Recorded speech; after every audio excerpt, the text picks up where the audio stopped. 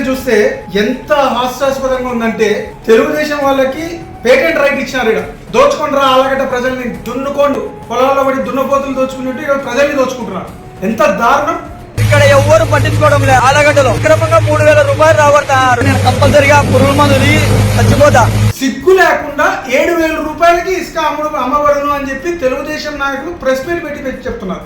ఇసుక ఉచితం అని చెప్పేసి చంద్రబాబు నాయుడు వీడియోలు చేసినారు. ఇంకా కొన్ని వీడియోలు చూపిస్తాను. అదంతా ఒకప్పుడు శ్రీ నారా చంద్రబాబు నాయుడు గారు ఉచిత ఇసుక విధానం తెచ్చారు. ఈ రోజు సిగ్గు లేకుండా ప్రెస్ మీట్లు పెట్టి ఎమ్మెల్యే మనుషులంట 10,000 దోచుకుంటారంట, మేము ఆళ్ళగడ్డ వాళ్ళం మంచోళ్ళము 7,000 దోచుకుంటామంట.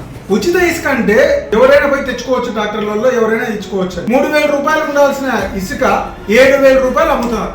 వాళ్ళే ఒప్పుకుంటారు. ఈ 4,000 రూపాయలు అఖిలప్రియ జోలోకి పోతుందా, భార్గవరామ్ జోలోకి పోతుందా, వాళ్ళ బాడీ గార్డ్ల జోలోకి పోతుందా? ఎవరు జోలోకి పోతుంది? వాళ్ళ ఇంట్లో కూర్చొని ప్రెస్ మీట్ చెప్తున్నారు మేము 7,000కే అమ్ముతున్నామని. ప్రజలని దోచుకోవడానికే వీళ్ళు ఎమ్మెల్యేలు అయినారు, మంత్రులు అవుతున్నారు. ఈ ప్రభుత్వం కూటమి అధికారంలోకి వచ్చింది దోచుకోవడానికి.